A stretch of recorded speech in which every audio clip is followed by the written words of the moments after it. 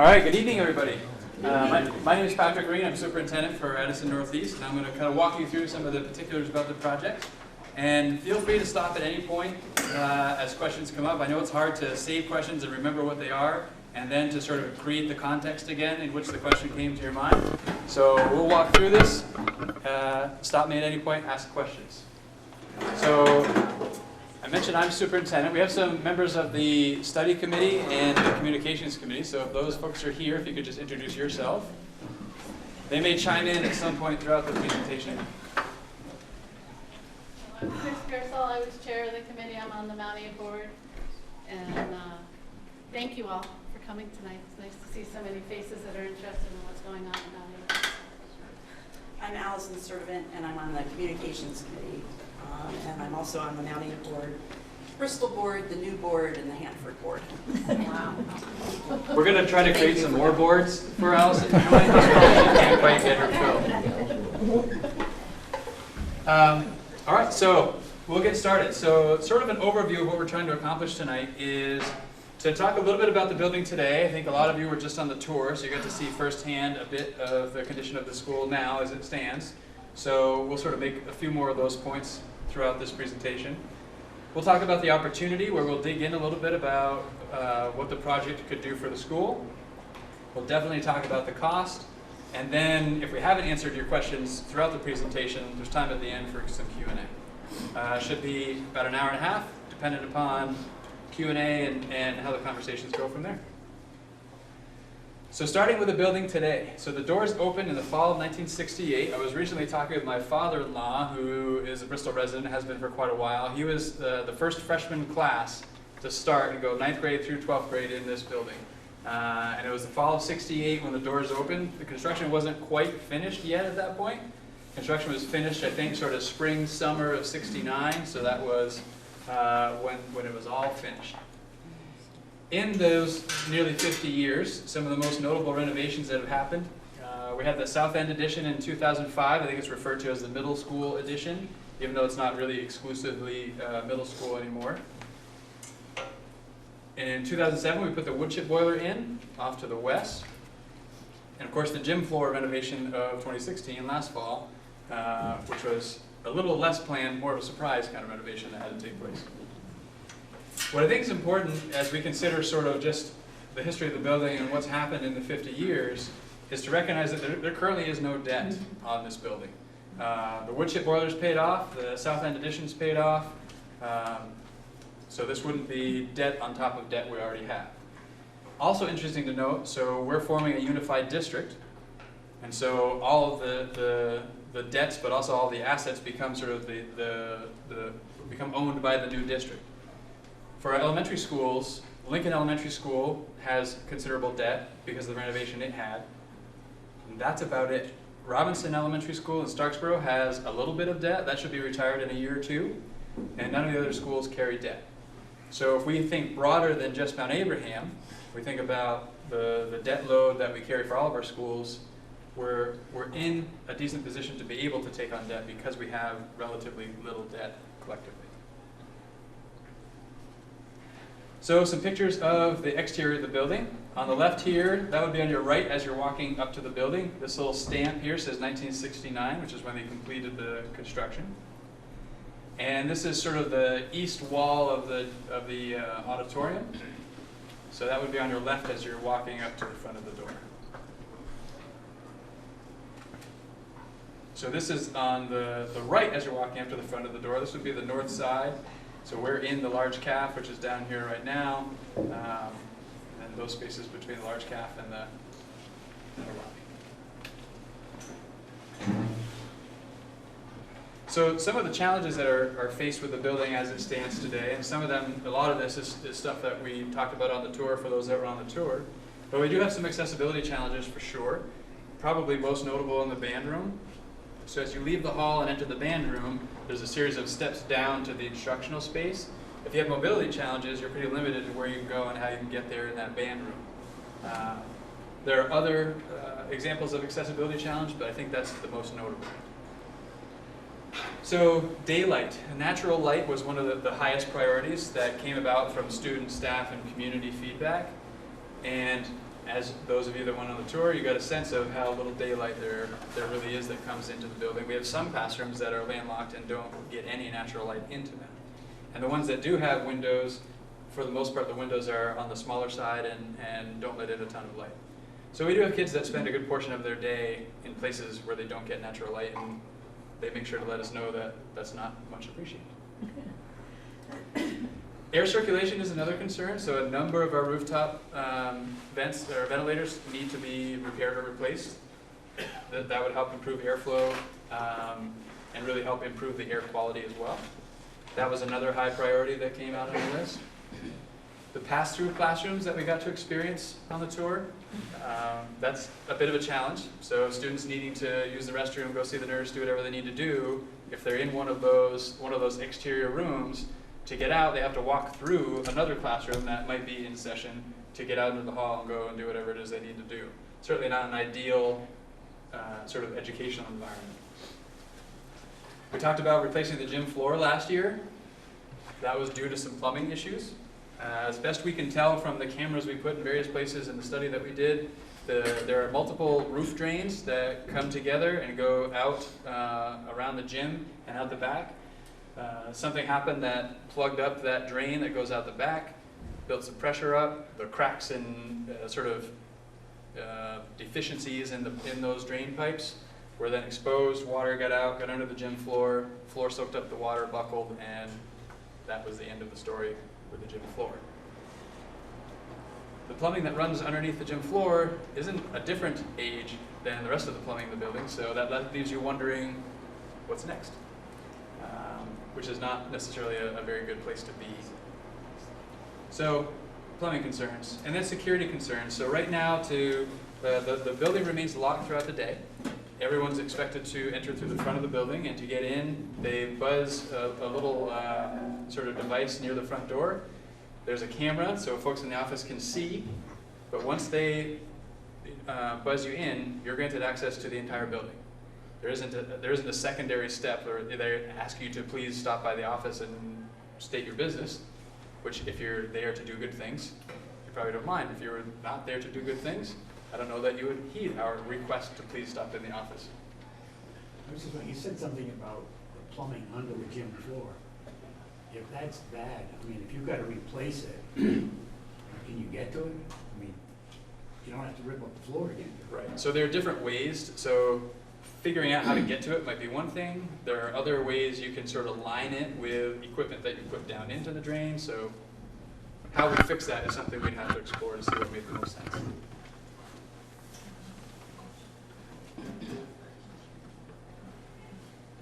So a little hard to see with the lighting in here, but this is on the west side. This is the entrance near the pool. And although it's hard to see, you can still kind of make out this sort of white film that has built up over time from not having the kind of ventilation that we need to have in the pool area.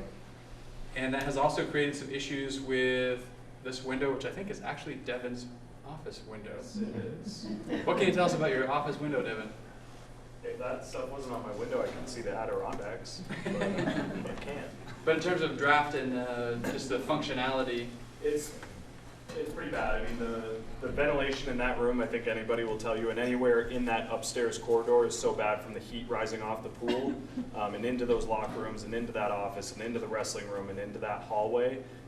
It's oppressive, like especially when you have 30 middle school kids running around in that little room.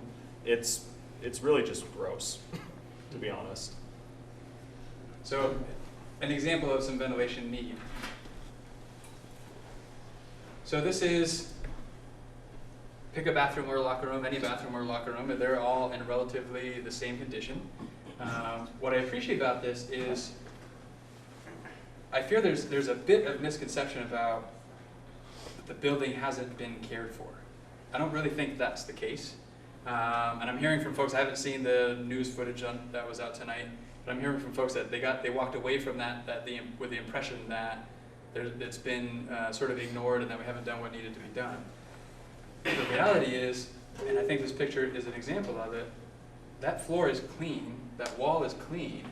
It isn't that it's not being maintained or taken care of, it's just, it's broken, it's worn, it's 50 years old, and it has had thousands and thousands of people come through. It's indicative of work that needs to happen, I think, throughout the school. So continuing and connecting to a lot of the things we saw in the tour. So those restrooms and locker rooms, they are what they are. They're well used, well worn, 50-year-old restrooms and locker rooms that need work. We talked a bit about the gym scheduling challenges that were upstairs for folks that were on the tour. So right now, in the winter months, the gym is scheduled from 6 a.m. until 9 p.m. or later, certainly later, I think, for home basketball games and things. And even with the gym being booked from 6 a.m. until 9 or 9:30 or 10 o'clock at night, we still have basketball teams that need to practice at Bristol Elementary School. We have middle school teams that get 3 or maybe 4 times a week that they actually get to practice in the gym for 45 minutes, and I think they get half the gym for that 45 minutes. The other practice times, which is more than half of their practice time in a week, they're practicing basketball in the hallways, in classrooms, wherever they can find space to do that. So the scheduling challenges are very real, given the usage of that space. There are some traffic flow concerns. So at dismissal time in particular, when the buses and private traffic and everything else are all going out the front, it's a bit of a traffic jam, and certainly there are some safety concerns as well. So and when we get to the opportunity portion of the presentation, they'll talk a little bit about a way that we could help with that. There currently is no sprinkler system in the building. It's not required for the building as it stands right now. Personally, I think it's a pretty good idea to have a building that has, 750 people in it every day for months out of the year sprinklered. Seems like a wise investment. The auditorium also is at the end of its useful life. Again, it's been well cared for. It's just, it's run its course. There are some safety concerns, I believe, and Devin may know more about this. The stage in particular, yes, there's some safety things? So we actually just did a little patch job on the stage floor with a 1/4-inch hardwood, and literally what we did was we just covered the entire stage and bolted it on top of the current existing stage. But that old material was becoming so splintered and rotten that students were getting splinters as they use that space. So during the play, you're up there, you're doing a stunt barefoot, kids were coming off with splinters and getting injured on the stage. So we had to do something immediately, but it's not a long-term fix. So The long-term fixes. And then the science labs. Again, I'm sure they were state-of-the-art 50 years ago. They don't really sort of match up to what is expected now in a science classroom, in a science lab in particular. Some of the plumbing is starting to fail. It was plumbed for gas and water and everything else. The gas isn't necessarily so much used really anymore, but nevertheless the plumbing is still there, and what is supposed to be functioning is starting to fail. There's a drench shower, but no drain. That can create some problems. So if the drench shower was needed, it would actually drip water into the library, we're told. Not ideal. So it would help address some of those needs as well. So when you start talking about water in places you don't really want to have water, you can't help but think about what Warren Elementary School went through just this fall. They had a water situation that had developed over time. Mold developed as a result. They had to move all of their students out of their elementary school and conduct school at Sugar Bush Ski Resort. I don't know I haven't heard that they've returned. I don't know if the work is still ongoing, but nevertheless, 100 or so elementary school students, however many there are at Warren Elementary School, it's a little different scenario than 658, I think, as the enrollment is today, 7th through 12th graders.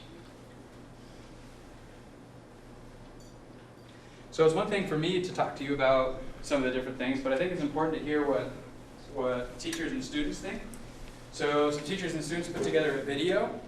I'll just give you a heads up, there's some really interesting construction noises in the background of the video, which is a nice touch, except that it makes some of the audio kind of hard to hear in terms of people speaking. So take it for what it is, but I think it's important and valuable to hear the students, hear the teachers, the folks that are here every day.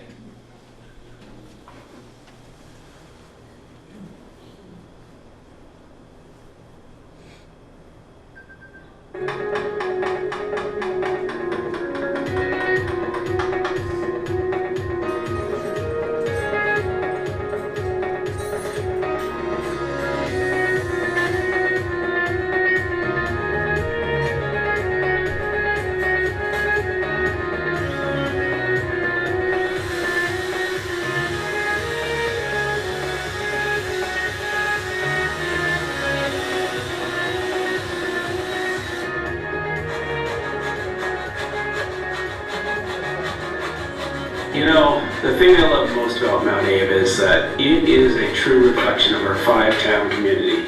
The energy and the diversity that we have in our five towns meets us at Mount Abraham Monday through Friday at 8 o'clock in the morning, every single week of the school year. And I'll tell you, it really makes for a fantastic place to work and to learn.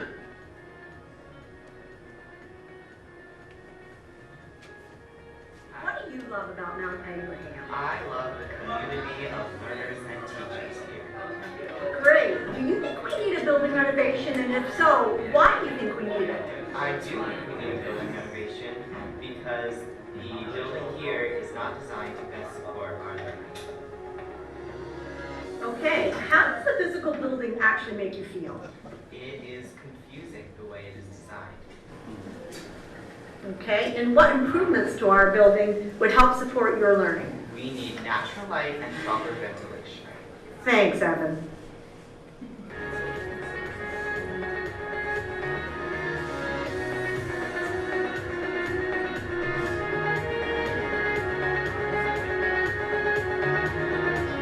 How does the physical building make you Trapped. Yeah, I mean, like, even just, like, looking up and just seeing, like, does anybody else just, like, my mood, like, goes down a little bit when I walk into, especially, like, certain rooms, definitely. Like, for example, like, the chemistry room, just the fact that it's, like, trapping. I feel like the walls are, like, enclosing on you more so than definitely, like, other buildings and other classrooms.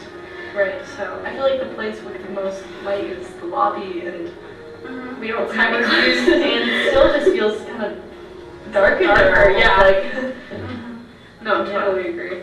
Yeah. What improvements to our physical building would help support your learning? Windows, all the way. Yeah, opening it up to the outside and being a little more in touch with nature. Yeah, definitely. Like the colors too could be, I'm sure there's a way to make it so it's awesome, better atmosphere. Like just more creative, like art on the walls and like Yeah, like students. a little like Yeah. I feel like we do present some arts and we present projects and we put them in those little cases, but what if we made the school our art and we made like walls and murals and added things that are created by students and not, and that inspire us to create things that are outdoorsy and innovative and just like different,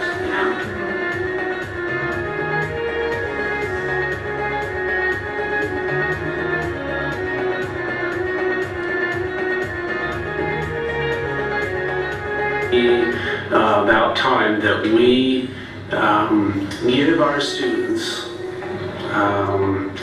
the opportunity to attend a school that really reflects 21st century learning. They are aware that the building is tired and they deserve better. And I think that we as a community need to step up and recognize that as well and do what we can do to make this a really great place for them and one that reflects the great things that are going on inside the building.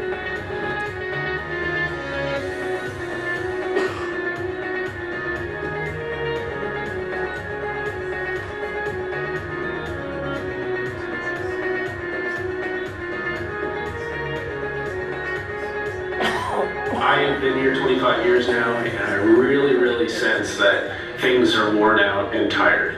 And when I see kids,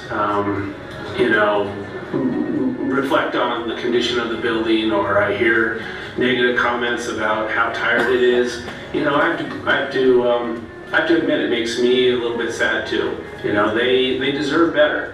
And they're telling us this, and I really feel, like I said before, that it's our responsibility to step up and provide them with a great place to come every day.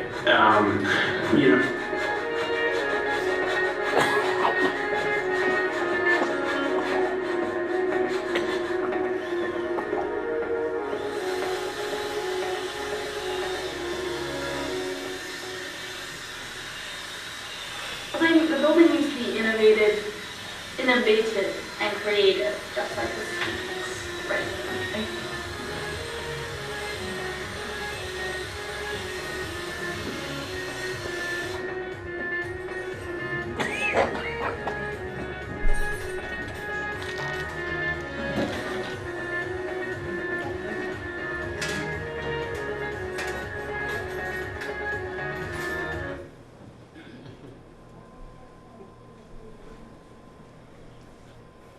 What was that last building that showed us? So we call that the bus barn. So as you first turn onto Airport Drive, that'll be on your left-hand side. I don't really know why it's called the bus barn. We don't. I guess we did park a bus there at one point. I don't think we do It's the old anymore. airport hangar. It's the old airport hangar. Right, it's the old airport hangar, but it's a more or less a maintenance shed right now. So the tractor's in there, various other things like that. And then sort of next to that, so there was the storage pod right next to that, I think. And then there's what we call the Eagles trailer, which is sort of a double-wide mobile home that is used for football and I think lacrosse. And then next to that is what we call the White House, right on the corner. It used to be the superintendent's office. It used to be, I think, a space for some special ed programming that happened there. Center. So, questions about the building as it is now. We're going to start sort of shifting toward what some of the ideas and concepts are in the project. Yeah. Yeah, my basic question is, why are we spending this huge amount of money on this 60s brick building with so many problems, so many hidden problems, possibly many more than you even know about, when for perhaps only a small amount more we could build a new school? I'd like not to pay a lot more. I'm probably one of those that's going to be paying many times what the estimate in your brochure is going to be already for the next 30 years. I'd rather be putting that money towards something good. A net zero building with good natural daylighting throughout probably could greatly reduce our energy costs, pay for put solar panels on the roof, take care of electricity. So I'd like to suggest that instead of going ahead with this idea, that we consider working with the neighboring brownfields, see if we could get ball fields all around, using Bristol to the north, Casellas to the west. Build a new school, perhaps back here once new ball fields are built. Tear this thing down, sell the gravel, maybe defray some of the costs there. I know we'd have to demolish this, there'd be some cost. Hopefully the gravel at least would pay for that. Probably could even bury it. We've already got a brownfield all around us, so. It just seemed like it's just a waste of money to put so much into a building with potentially so many hidden problems that you're just going to haunt us down the road. For a lot of the same reasons you just mentioned, we explored that option with the architects and the cost estimators, and what we were told is a new high school with the same footprint, and we could debate whether we need exactly the same footprint, if it could be smaller, etc., but it would be $70 to $80 million. So I went online because I was curious about that too, and I'm not saying these are the actual numbers, but a pretty authoritative source was the 19th Annual School Construction Report from School Planning and Management. So that was 2013 numbers, actual numbers, and the median middle school, high school was something like $240 per square foot, which in 2017 dollars is about $255. So I think that's like less than 45 million. So the cost. Sure. We actually asked the cost per square foot number of the architects and the cost estimator. So we used one company that were the architects that did sort of the design based on the priorities that were given. And then they sort of handed the design to a different company to do the cost estimating.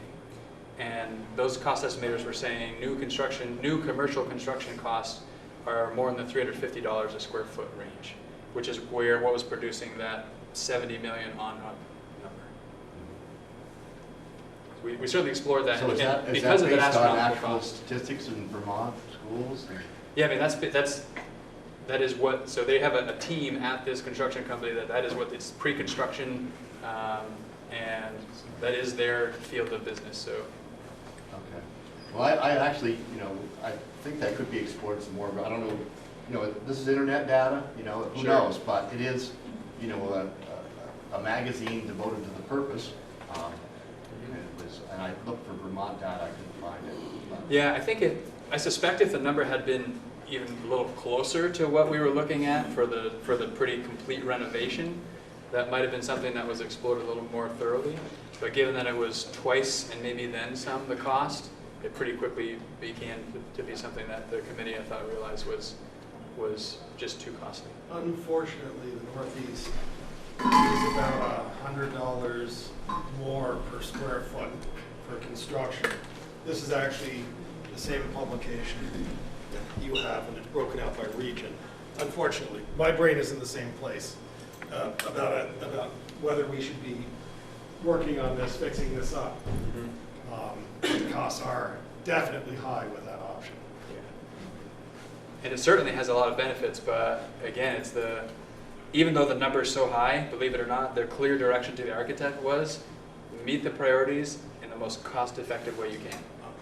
So are you going to get anywhere near net zero energy-wise here? I mean, you're going to still have high energy costs. Right. Definitely will be reduced energy costs. I don't know that, we haven't done the study to know exactly I think you need what's to look put at the in. whole For sure. cost picture, and I just wonder, it just doesn't, And boy, it's hard to put so much money into a place that can still have so many And costs. the unknowns scare me with this building. I think the chances of a cost overrun on a renovation project is much higher than on a clean build. Yeah, that may very well be. There's a lot of money in here for soft costs for contingencies because of that. And it's hard to know if you're going to have enough or not, but that was given considerable thought to figure out how much money should be in there. So the total soft costs of the project amount to about $7.5 million. A big portion of which is contingencies, and there's lots of other things that go into the soft cost. But yeah, I think ultimately where the committee landed was there's enough concern about being able to pass $35 million. The thought of going out for tens of millions more just seemed like it couldn't pass the straight face test. I guess while we're on the money, my concern is I've worked construction for quite a bit, is you got a renovation here with an awful lot of unknowns, surprises. You've got a conceptual idea of what you want to do. You don't have architectural drawings yet. So you've got to have very vague estimates of costs. But once you go for this bond, whatever it is, you're obligated to spend all of it on this building, even if you don't need it. So if you have soft costs of $7.5 million, but you only needed $2 million, you're going to have to find a way to spend another $5.5 million. So I guess why aren't you following this through a little bit further with more engineering studies done? Sure. So there have been some engineering studies done in the past that we've been using to sort of build into this, that the architects looked at all the various studies and things like that. The reality is the cost to do the studies that we really would need to do so thoroughly to know everything we're going to get into before we start tearing it. And even that you can only know so much until you start peeling the walls off. That would be such a great cost that if this didn't pass, we don't know that we would have gained the benefit of having done that. So but that's a great question. How deep do you go in figuring out all the details before you put it out to bond and go for it? And the committee thought the conceptual, doing the studies with some degree of detail, but not the exhaustive detail that we could have.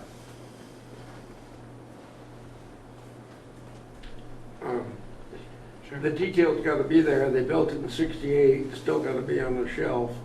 So they should be able to look inside every single wall in this place, whether it was added, whatever, the second edition and so forth. So I think I assume your architects and the others are going to be working with the original plans to see what they're. For sure. So as they're going to do whatever it is, moving walls, opening walls, they're going to know more or less what's behind there. They won't know necessarily what condition it's in, no, right. But they'll know there's something running in behind that wall, for sure. So as we start to think about the opportunity that a renovation could bring, one, just the opportunity to create a facility that reflects the pride our community has in its schools. as I talk with folks, I do feel there's a great amount of pride in the school, in the students, and the things that are happening here. And I don't necessarily feel that the building reflects that same degree of pride. I also think that the facility doesn't necessarily reflect the great work that's happening here. And the education circles in Vermont, Mount Abe is pretty well known for some of its innovative work, in particular around personalized learning, proficiency-based learning, flexible pathways, these things that Mount Abe has been doing for quite some time now, that is now mandated for schools to be doing. So Mount Abe has been sort of in the forefront of that work for some time. I also think about improved outcomes for students. The condition of the space in which you do your work has a pretty direct impact on how you feel about the work you're doing and the quality of the work that you produce. It's no different for adults that are, doing their work in an office building, or students that are coming to school every day to do their work of learning. So the impact that can have in improving outcomes for students, I think, is also worth noting. I also think about this idea about a safe, functional building for decades to come. This isn't something that we're looking at for the next 10 or 15 or 20 years. The idea is we should do the work and do it with such quality that this is the next 50-year sort of installment of the investment in our school. I also think about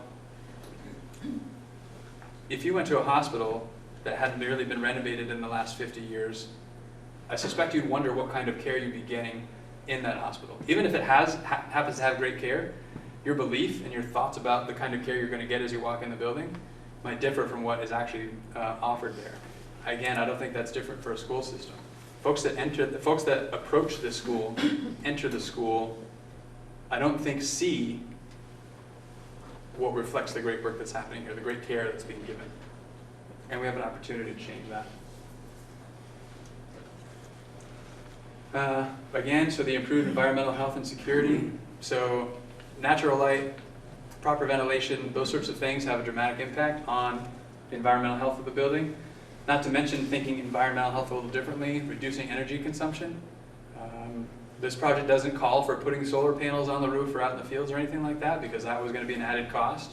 And again, the direction was we need to make sure that costs are maintained as much as they can be in a project this size. But reducing energy consumption is as equally good as changing the way in which you produce your energy. And so a great starting point is let's make sure we get an energy efficient building so that if we do want to pursue something like solar in the future, we don't need as much solar generated power to supply the school. We improved community access, that came up earlier in the project. So as we move the library from the back to the front, we'll see that in some diagrams soon, and we can talk about that. That brings all those sort of typical community spaces. So library, pool, cafeterias, gymnasiums, auditorium, those are sort of the high use community spaces. Sort of puts them all in the same relative location, ground floor, north end, allows greater access while controlling access to the rest of the building and not just sort of allowing access everywhere, which creates some security concerns. But we also talked about, right now the security system is, you come to the front door, you push a button, they let you in, and you're in the building and you can go anywhere. Increase it, so modern schools now, as construction is happening, and even schools that are getting remodeled, you have that same sort of system where you enter initially, but then you have more of a sort of interaction with somebody in the office where they have a better sense of why you're there and what your sort of frame of mind is before they just grant access to the rest of the building. So that secondary step is a significant increase in security and ensuring that we're protecting the adults and the students that are in the building, which unfortunately in this day and age is something we have to think very carefully about, as we see on the news far too often. So we talked about the gym scheduling challenges. Having a second gym helps alleviate that a ton. Not only is it a challenge for scheduling for co-curriculars, but it's also a challenge for PE classes. So for those that were on the tour, and correct me if I'm wrong, Devin, many, if not most, middle school PE classes happen in that wrestling room, which is sort of a tiny space. You're relatively limited on how mobile 30 or 40 kids at times can be in that space. Having a second gym also helps support the curricular components of PE during the school day, sort of that Monday to Friday kind of time as well. Also, you know, the gym is the most sought after space, I would say. I think about the craft fair that happens there, lots of different things. When it's so booked for the needs of the co-curricular programming and the academic programming that there's no space for anything else, it impacts what the community can actually do in that space. So creating more options, I think, improves community access in that regard as well. And then just the improved perceptions of our community. Folks from time to time that are looking to settle in the area will come and they, as they're trying to determine where they want to settle with their family, they visit schools and they try to get a sense of what kind of environment their children are going to be in. I think when they tour our elementary schools, they feel pretty confident about the environment they're going to be going into. Our elementary schools are all in really good shape. Then they come and they visit the high school, and they don't get that same kind of feeling about the physical plant of the high school. In fact, this past summer, Jess Barrowicks, the principal, had a family come and visit, take a look at it. They said, it looks like a prison. Like, why? What's my reasoning for wanting to locate here rather than to the north or to the west or to the south? It's something. There are benefits to having a place that people want to come to. And the schools play an important role in that. And that's where we talk a little bit more about what it means, what are some of the things that come about when schools have good reputations. So there's so many online tools that people look at and determine, you know, success of schools and what kind of quality school systems there are. Many are bogus, some maybe are more legitimate, but they're all very subjective. People coming and laying eyes on the building and telling us direct feedback, that's something that's a little bit, that hits home a little bit more. When families want to move to the area, which frankly is a problem the state of Vermont has, it's not unique to our area. The state of Vermont is declining in population. The population that's staying is aging. We're losing 6 people from the workforce every single day. Young families don't want to come to Vermont. That's something we need to start figuring out how to turn around. A piece of that is the cost. Taxes are high. And this has a tax impact.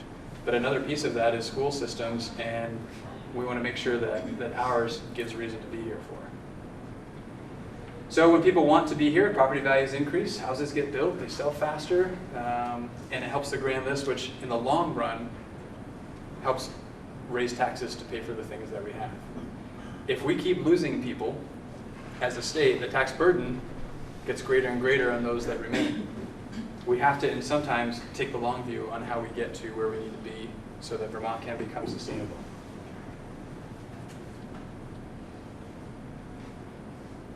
So digging a little bit more, so this is clearly an image that folks have seen. This is on the front of the brochure. This gives you a sense of a number of things. So right away you can sort of see sticking up in the back, that would be the addition of that second gym.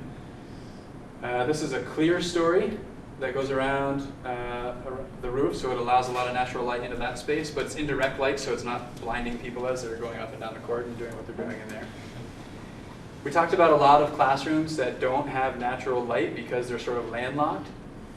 So the previous proposal actually, I think, carved a couple of light wells that would go from the roof down to the ground floor at a significant cost. I think well north of $1 million to do that last time. Rather than do that this time, we're going to push some classrooms that we can to the exterior to take advantage of windows that need to be added to the exterior. But then for those classrooms we can't quite get to the exterior to get natural light, we would put in these skylights to make sure that we get natural light into those rooms somewhere, so that there isn't a classroom in the building that doesn't get natural light. There are some small breakout spaces that we'll see when we get to the footprint that wouldn't have natural light, and we'll talk about some ideas that this concept has in mind for addressing some of that. But you can also see, so this is more or less where the library would be located. Currently, for those that were on the tour, the library has no exterior windows. This would be a dramatic improvement, sort of brings in light from at least a couple of corners into the library. Right now, there's a sculpture here that, for the most part, functions as a slide for kids. So kids may be very disappointed that it goes because their slide goes away, but what that does is it allows a lot more windows to be placed in here, and the folks that are in the guidance office and the administrative offices downstairs will appreciate not having the banging on their walls anymore from people going up and down the slide up front. but it just opens this space up more, and I think in terms of it meets the priority of natural light, and what it does for the welcoming feel as folks approach the school, I think is also worth noting. So here's a little bit of a bird's eye view. So this sort of lighter color orange is the existing footprint. This darker orange would be what would be added to that footprint. So more or less this rectangle is the new gym. And this is where the locker rooms would attach to the pool area. So those locker rooms would double as locker rooms for the gym and for the pool. Currently, folks that use the pool need to come out of the pool, walk down the hallway to the locker rooms, dripping water in the hallway and all that, to go change and do what they need to do. This would help resolve that problem. And then here is just sort of an entryway. We would move the AD's office down, and I think some storage as well in that space where it would attach to the building. You can also see in this the addition of a bus loop. So right now this is paved pretty much up until somewhere in this neck of the woods. So we would try to capitalize on that as we have this bus loop that goes around. So it's a bus loop, but as Devin mentioned earlier, to have deliveries come around the back. So when we look at the footprint, you'll also see this is more or less where the library, I think, is currently located. Or is it more here? I'm trying to orient myself. And maybe it's more here. This is more the gym, I guess. But to have the facilities and all of our design tech programming in that same area makes for those deliveries to happen a little more smoothly as well. The bus loop aspect of this frees up some of that traffic concern and safety concern from the front, in particular dismissal time that we were talking about earlier.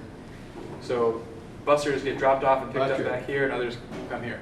You're not going to do anything with the middle school? Way on the end? No, when you say not do anything with it, what do you mean? Well, what's the proposal for that?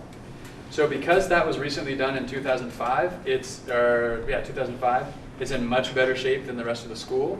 So this portion right here won't need nearly as much work as the rest. I wouldn't say it doesn't need anything, but it needs a whole lot less.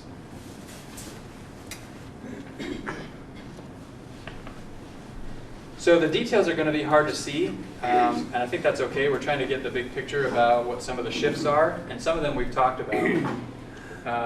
So this right here is that what we call the middle school edition. It's not really exclusively middle school. I think some of these are actually world language classes, and there's some other things in here.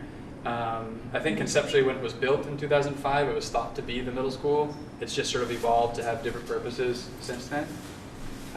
So as we said, that stays more or less the same. I would say the most significant change here is, right now this is an art room in some other space, I can't recall. We went in there. Those are the classrooms we went into. You did go into those classrooms, okay. So the idea here is that, so the art room is actually fairly small for an art room with the supplies and the space needed for an art room. So this would just take out a wall in between those spaces and give a proper sized art room. In terms of light, so obviously these classrooms already have the benefit of being on the exterior and they draw light in. This art classroom has a courtyard right here that it can draw light in from, and these two classrooms, which would be science labs, would also draw natural light from that area. Nothing's been proposed on the courtyard? Nothing has been proposed on the courtyard. I think it needs a little sprucing up. It's not much to look at right now when you're sitting in those classrooms, but no real significant proposal for that. So these little pink areas here are storage areas off of the science labs. And then these are the spaces that wouldn't have natural light. So these are breakout spaces, so much more common now than it was certainly 50 years ago when the building was built. Kids are working collaboratively in groups on projects, and sometimes that works for them to stay mostly in the classroom, but sometimes they need to sort of spill out into some different breakout spaces to do that work together. And so that's what these are intended to be, is some smaller sort of breakout spaces for that more collaborative work. And although it doesn't have any windows to the exterior, natural light coming in that way, the idea was to put some windows in up high enough that kids aren't distracting one another as they're walking by in the hallway, but to try and sort of absorb some of the light that comes in from the hallway, just to try and make that space feel a little bit lighter and add more light. Have you looked at diffusers and fiber optics to do that? Say that again? Diffusers and fiber optics to carry the light to that area. fiber optics, that's what you can transmit light through it. I've done it before. Something we have to look at. No, So that's I heard on the tour the word about sealant structure. If you put your diffusers on the south end of the school, you can send that thing as far as you want and then get your natural light. Ask one of your engineers. Yeah. Haven't gone to that level of detail yet. So that's more or less what's going on over here. So this is a pretty significant change. This is more or less where the library and those classrooms surrounding the library are.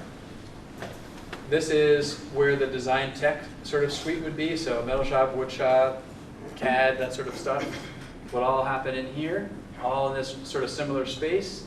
Again, some of the space could be collaborative working space, project space, that kind of thing.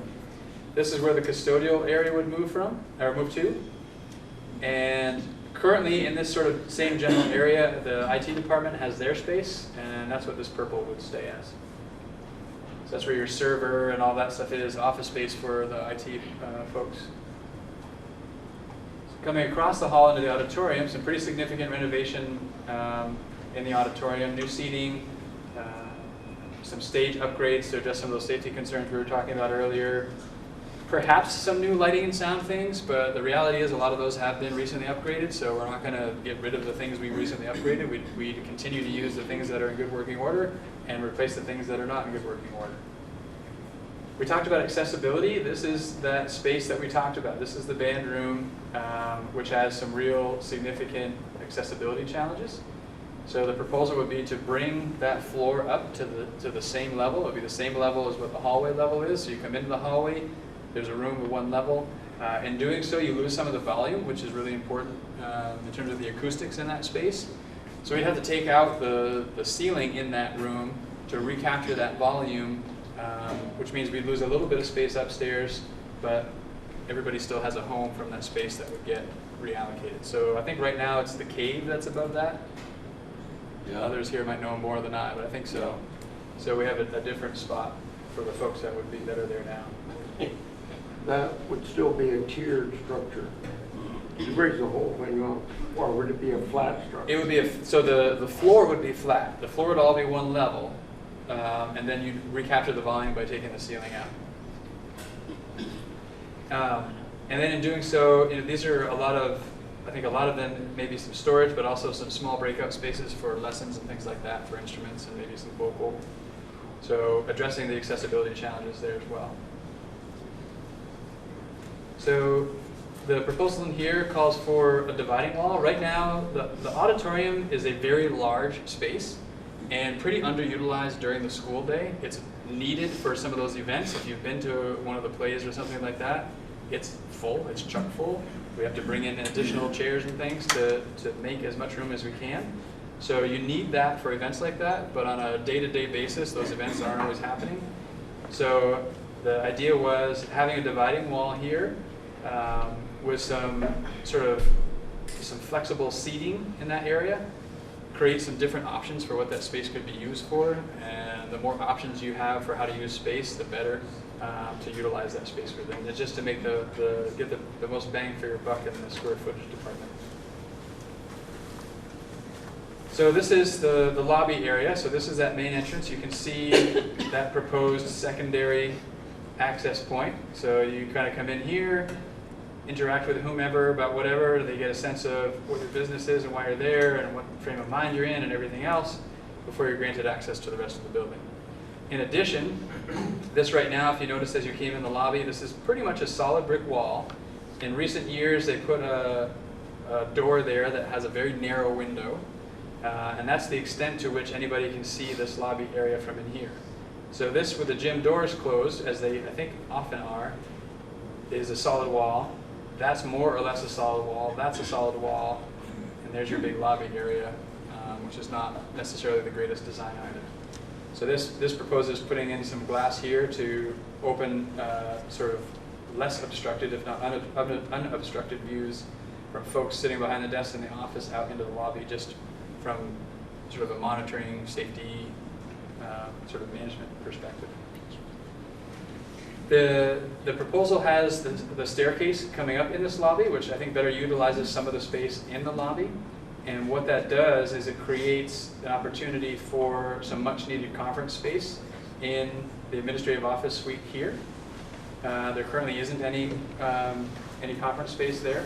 You'll also see when we get upstairs that it creates a conference space for the guidance suite as well, directly above that. So continue to the north, there's the gym, which has the new floor, so not necessarily a whole lot needs to happen in there. Moving here, so there's where the library, the learning commons would move to. Sort of a nice big space. There's some flexibility as we work through the design to consider whether or not we want more breakout space as these are. You know, we could do some different framing here and create a couple more breakout spaces if that seemed like the better way to go in terms of use of space, or we keep it a little bit more open. So as you saw from that first picture, a lot more glass here, filling that library with natural light. There's actually some glass here too, so again, you have sort of eyes from the library into the lobby. I'll save a surprise for later, but there's a very exciting thing, I think, happening right here that you'll get to see. Currently, the elevator is located here. This proposal has the elevator moving. That's something that needs to get ironed out in the design phase as to which makes the most sense in terms of accessibility and the proper location for the elevator. It's not a bigger elevator. It's just thinking about its location relative to everything. I'm assuming that's a big cost. Why would you move the elevator? That's the question. So right now, there was a student in one of these presentations, and here's a good reason why. A student in one of these presentations in a different town was present, and we mentioned, the elevator's here now, and this says maybe we move it here, or maybe we keep it there, and her response was, we have an elevator? That's perhaps a reason to move the elevator, if people don't know that it's there. Put a sign up. But that's something, it's not a definite that it moves the elevator. The elevator needs some work, and the work's going to get done. I'm kind of in the same thinking of you, that doesn't necessarily need to happen, and that's something we're going to have to weigh the pros and cons on before it gets finalized in the design phase. That elevator does get stuck. Yeah, it needs work. My wife has been stuck in it. So in this area, so this lighter blue is the nurses' space. This would remain the nurses' space. We may think differently about how it's organized to maximize that space, but it stays as is. These are currently bathrooms. They will remain bathrooms. Fit and finish upgrades for sure, but not changing where they're located, which would be a greater cost. The last proposal had the kitchen moving to the west and making one large caf. That was a pretty significant cost when you think about all the infrastructure that would need to move along with all the kitchen equipment. This proposal says, let's keep the kitchen where it is. Again, fit and finish upgrades. The most sort of significant thing that would be a change is there's insufficient cold storage, and there's someone who has a much better experience with that here tonight. But as I understand it, there's insufficient cold storage, so this would create some additional cold storage for that space. That's more or less what happens in the kitchen. Another somewhat significant change, right now as folks come into the cafeteria, as kids come into the cafeteria, they go through the door that Devin's leaning on, into the service area, and then out the other door. This would propose to open that up more and just create sort of a more open feel between the kitchen and the cafes. And that would happen on both sides. So these two areas here on either side, so this is off the small caf directly to our west, and this is off the large caf right behind me here. Kids right now, when the weather's nice, and actually when I came earlier today, there were a number of kids sitting at picnic tables here, and I don't know if that happens as much in the back, but kids tend to sort of flow out into those spaces when the weather's nice. So it's clear that's something they want to be able to do. So to actually create the space for that to happen, give them a little bit more of a pleasant eating space for really relatively little cost compared to the scope of the work, seemed to make some sense. There's the gym addition we talked about. These are the locker rooms that we were talking about. There's the sort of office storage space we were talking about right there, and that's just sort of the entryway and then the hallways there. These are the current locker rooms off of the main gym. They would stay locker rooms off of the main gym, finish upgrades, which are pretty needed at this time. But again, they stay where they are. That's downstairs.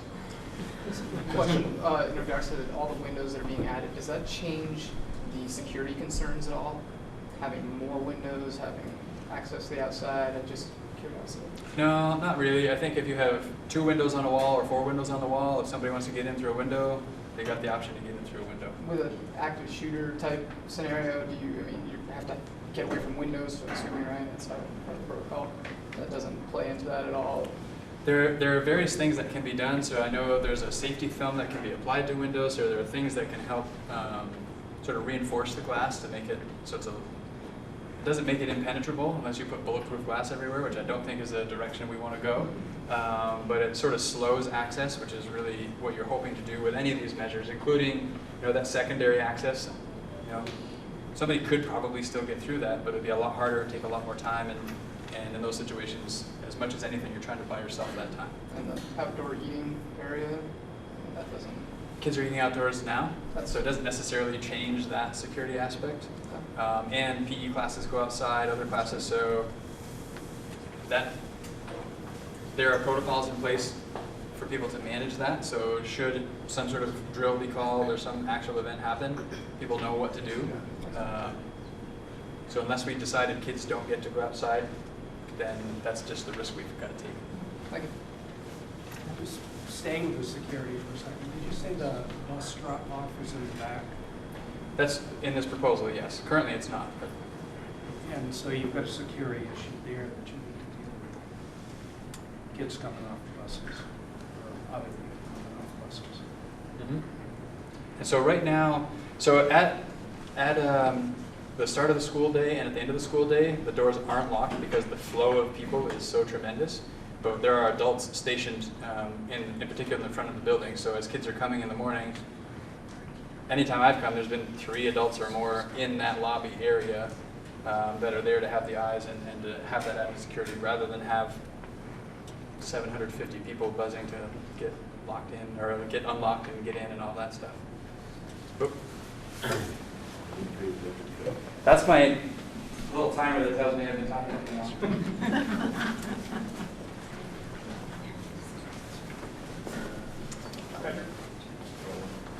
Are you going to talk about the exciting thing now or later? Later, I want to know. because there's a really good picture of the exciting thing, and I want to wait till you get the picture. That was just a little tease so people keep paying attention. You won't stay till the end. What, if anything, is happening around the pool area?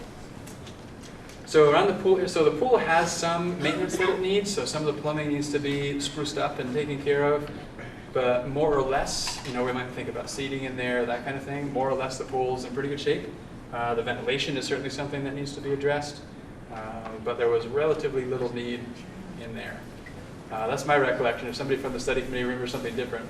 What was the question about pool? Yeah, like how much work is going to happen in the pool area? So really it's mainly some repairs, but a lot of the repairs have been done. So one thing that went into this was that the bond from 4 years ago, the 32 million, we've knocked away a lot of the things that were proposed in that plan. So those are things we now don't have to spend money on. So like we've replaced some of the pumps in the pool and we're going to continue to do some of that small upkeep. So relatively little in this project that'll happen in that pool area. Right. Yeah. That upper courtyard is surrounded on all but the north side. Isn't that going to be a problem in the winter with ice and snow taking care of that? Because there will be no sun up near the building at all. Perhaps. Right where the door goes out there. Yeah, I can't say for sure. I don't know what kind of issue that will create, but I know in the wintertime that's not going to get utilized to the same degree that it does So in the maybe a warmer weather. bigger courtyard, where the sun comes in on the other side would make more sense. Could be, yep.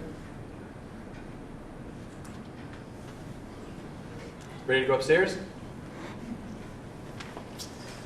So this is that 2005 edition, which doesn't have an upstairs, so that's why that's sort of just a white box there. So important to note that, so there are some rooms that we've talked specifically about, and there are other rooms we haven't really talked much about at all.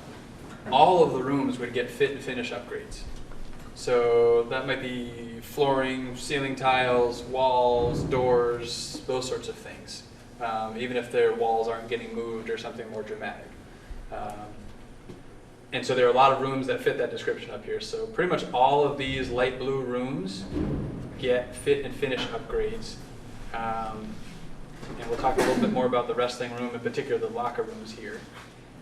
And this is what is the cave right now, and that would be open down to down below, which is where that band room was that we were taking the ceiling out of to recapture some volume.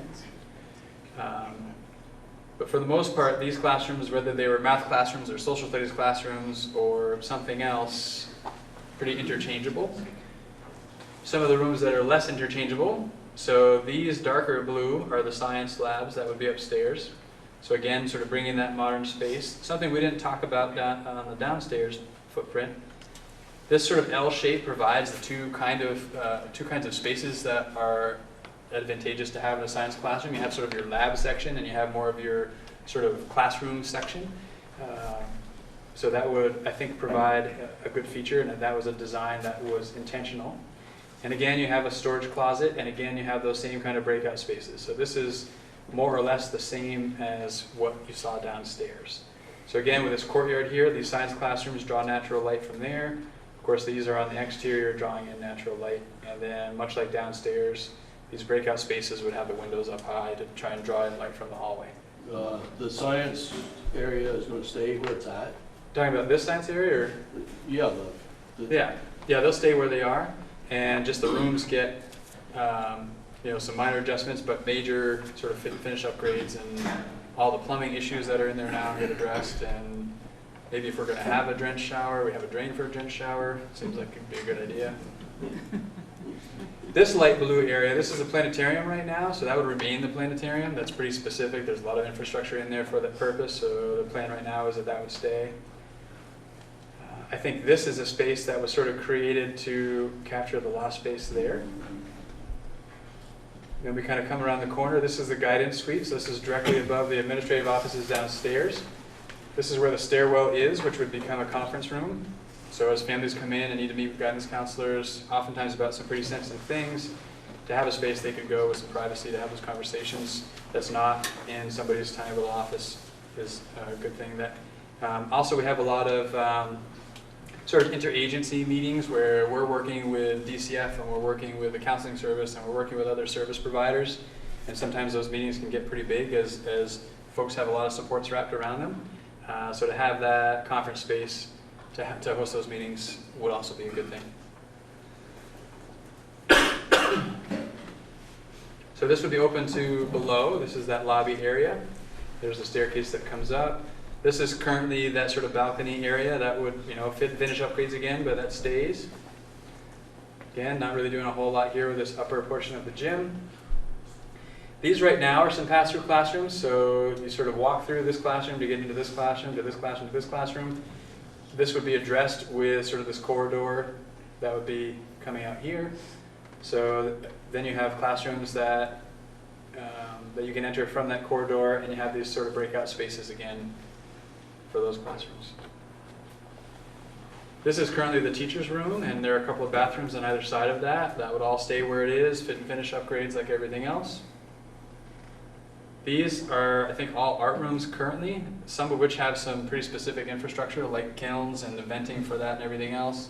So they would remain for those purposes because of those things. And these are some pass-through classrooms that we went into on the tour.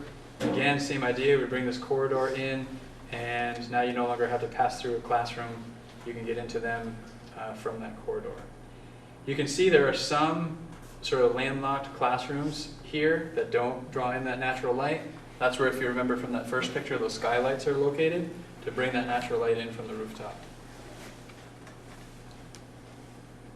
So wrestling room area. So the wrestling room would stay the wrestling room, but with the locker rooms going away and going down into this area, we now create some storage space, which is very much needed. You saw the storage pods in the different places. So storage is definitely something that we seem to never have quite enough of anywhere, even at home, I think.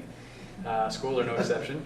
So that creates some storage space. It also creates the potential, as we talked about on the tour, for those wrestling mats to be able to get rolled up and stored somewhere safely and then brought back out when you need them for wrestling. Right now, the wrestling mats go down in November probably, maybe even, is it November? End of November. End of November. And they stay down until April. And so whatever PE classes are happening in there happen on those wrestling mats, which wears the mats more than they would otherwise, but also limits what they can do for PE classes up there. So this would make that space a little bit more usable and a little bit more flexible in terms of what happens there. I think that's upstairs. Did I miss anything? You're going to open up the ends of the hallways? Yeah, good point. Thank you. So right now, a lot of these sort of end of the corridors, there's Devin's office right now, right? So what has happened over the years, walls were put up blocking the light that comes from the end of this corridor. And so the proposal would be sort of relocating the folks that are in those spaces now and allowing that natural light to flood back into the hallways, because natural light is one of the highest priorities. Yeah, sure. It looks like quite a few of the classrooms will be getting smaller to make the access not being passed through. Is that true? And if so, do you really need the through corridor in the middle, or could you just come in from both sides in both cases and keep at least some of those classrooms full size? Yeah, so it does take a little bit of square footage out just to be able to sort of carve out that corridor, and I would say the same is true here. In particular, these classrooms, it seems to leave still pretty decent sized classrooms, but those in particular, you kind of wonder. And in the design phase, maybe there's a little different way that we decide we want to run this corridor so that there's a different way to gain access. This happened to be the way that the architects thought made the most sense. One thing you have to think about is that the classrooms now, you have to reserve that space for circulation to get to the back classroom. So even though it seems like you have two large classrooms, you actually have one classroom with a big corridor in it. Sure. What I meant was, instead of running the corridor all the way through, making it a loop, you come in from the two ends, and something so like that this. some of the classrooms at least stay the same size. Yeah, there's probably several ways that could be configured. I think one thing they took into account when they did that was they looked at the average square footage and how many students could fit, and those classrooms were spec'd to fit the size of our current classes, so about 20-ish students, give or take. But we're hoping to bring more people into the area, so we'll probably have more students. That's right. We can only hope that our rooms are just overflowing with kids. That's a different problem for us to work through. Because you got to remember when that. There's about 22 classrooms on the second floor, so that's more than 2/3 of your student body. And have you looked at what your ratio of classrooms to students is? So there, classrooms to teachers. Mm-hmm. So there was a pretty exhaustive study on space, the space use last time around. We didn't redo that work this time around. And with fewer students, there's the spaces are used less, which can create some flexibility. But there really isn't space that's not used in the building. One of the big shifts, I think, from last time to this time, and it's as much conceptual shift as it is a structural shift, in that the last plan called for reduced classrooms, and teachers would have office spaces that they sort of worked out of, and then they might work in multiple different classrooms at any given point. So they would sort of be wheeling whatever they needed to have to whatever classroom they were going to. Certainly wasn't something, it didn't sound like that was popular with teachers, and it kind of makes sense when you think about a classroom. So in my classroom, and I'm teaching earth science, we're producing things, I have things on the wall. What's in that room is pretty specific to the content that I'm teaching in there. And so the thought to pull all of that down, put it on a cart, bring it to a different room, put it back up again, loses a little something. So this maintains the same number of classrooms. There's a little bit of rearranging, and maybe some of the sizes are going to change, but it has the same number of classrooms. That was another direction that was given to the architects, was we want to keep the same number of classrooms. We don't want to do that office thing that came out last time for those reasons. That also was a significant cost reducer because there wasn't as many walls being moved. Good point. I hate to ask this, but if we're reducing so many costs from the previous plan, why is the cost higher? Great question. And that's going to come up a I bit mean, when we talk inflation about hasn't been that great for the last So, few years. what we're told by the folks that estimate construction costs for a living is that you can expect 4 or 5% increase per year for construction costs. So if you take that 32.6 million a few years back, add 5% each year, which is compounding because you're adding 5% to a larger amount that you just added the 5% to from before, that 32.6 million now is more like $38 million. Even though the actual inflation over that period is probably less than 6% total? Wow. Which is part of why, and we'll get into this more when we get to the cost piece, but if we agree we need to do a significant renovation, maybe we do, maybe we don't, but if we assume we agree, it's never going to be more affordable than it is now to do it because the cost increase are greater than earnings increases. So to do the work is continually getting a little bit further out of reach the longer you wait. And what's interesting, there are very few people I've ever talked to that have ended up passing a bond at some point where their only regret wasn't that they didn't do it earlier because it cost so much more to do the same project, or they actually had to scale down the project to keep the cost the same. And in fact, that goes back 50 years too. I was reading the first superintendent's report for the Mount Abraham School Board in 1967, and Superintendent Cotting then reflected back on the process of attempting to get a bond and it failing and eventually passing to be able to build the building. His only regret was that they didn't pass it sooner because it cost more money to get it done in the end. And his estimation was, so $2.12 million is the amount that was bonded to build this building 50 years ago. His estimation was they could have saved $500,000 if they had passed it earlier. That's a pretty significant percentage. I don't know how accurate that was or wasn't, but that's what was written in the report. The concept, I think, is the same. If we're going to do something, the longer we wait, the more it costs.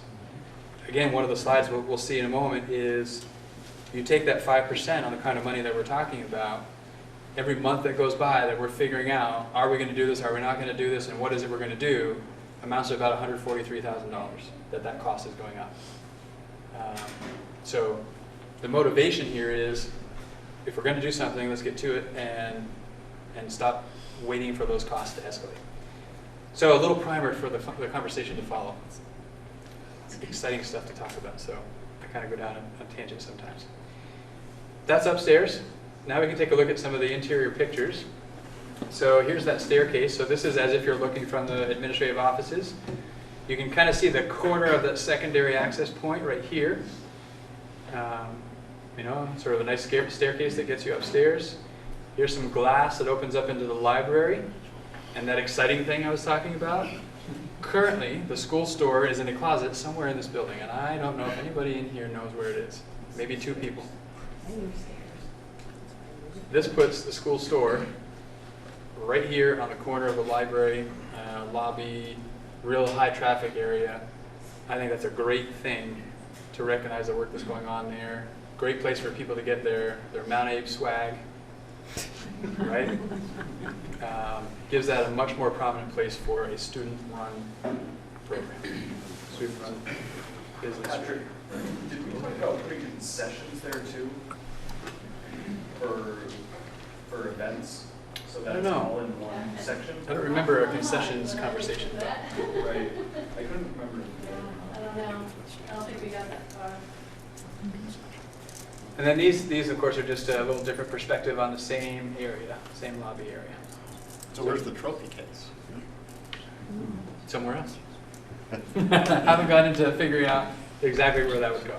Patrick, you might point out the windows in the gym in the background of the upper left. Oh yeah, so kind of opening up a little space into the gym, again just for more light to pass through and try to flood the building as much as you can. So and on the library wall. One of the concepts, one of the problems with touring this school and seeing this school is this isn't the school to see.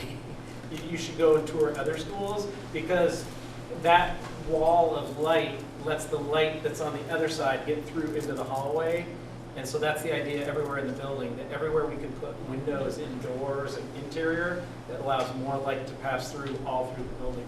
So that's a significant part of the library right there. And if you walk by the library now, you would have no idea that it was even there. Really.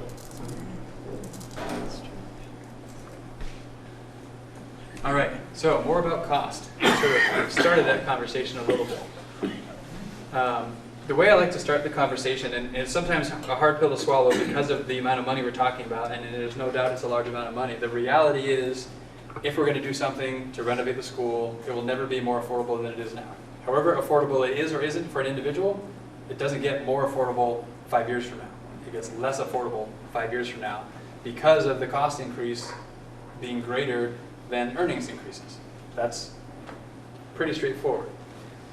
So the total cost of the project is $36,664,000. I rounded to the nearest thousand. I hope that's okay. That's pretty much it. We need a bond of $35 million. And you would say, well, how is that? How do you get $36.6 million done for 35? Let me know, because I'd like to invest. The reality is the Mounting Board, around this time last year, a little later last year, November, December, as they were building their budget for FY18, which is what we're in now, had the conversation about the facility and was asking questions again about how do we approach this? Do we want to pursue another bond study and go in that direction? Do we not want to? Ultimately, they decided yes, the smart thing to do still is to try and get a bond to pass because we believe that's what's best for the school. We believe that's the most sort of responsible thing to do with taxpayer dollars rather than either do nothing or chip away at it. They recognized, given past history, it's no guarantee that a bond passes. Whatever the bond amount is, there's no guarantee that a bond passes. Plan A last time, 4 years ago, get a bond to pass. Plan B, we don't really have any money to do anything for Plan B.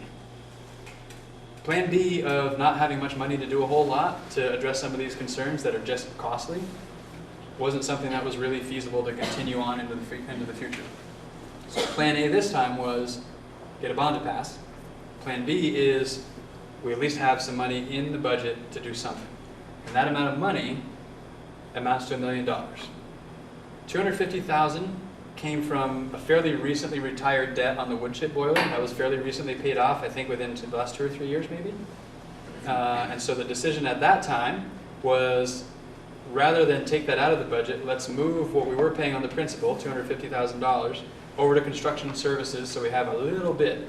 $250,000 is a lot of money unless you're trying to fix up a 170,000 square foot building. It doesn't get you very far. That buys you, I think we talked about, that buys you a curtain in the auditorium. So it doesn't get you very far. So we were able to, in the budget building process, add another $750,000 to that $250,000 to make $1 million in the construction services line and still have a budget that was responsible, that taxpayers ultimately supported at the polls. So we now have $1 million in the budget that we didn't have 4 years ago to put into the building, either to put directly into the building and its needs, or to help pay for a bond, principal and interest payment, should that happen. So that money's in the budget this year, FY18, that money's in the budget next year, FY19. That $1 million, as far as I'm concerned, and I think the board would agree with this based on the conversations they had, that stays for the foreseeable future because either a bond passes and it goes to help pay for that, or a bond doesn't pass and we need money to fix the building still. And that's what that would provide. So that money that we have in the budget will allow us to chip away at that $36.6 million, almost $36.7 million, and make it so that the amount we need in a bond is 35. So that's how we're sort of bridging the gap between the two. And that $1 million factors into these next two statements as well. So the intent here was to say what the increase in your taxes last time would have been had it been a yes vote, compared to what the increase in your taxes would be this time if it's a yes vote. That's this comparison.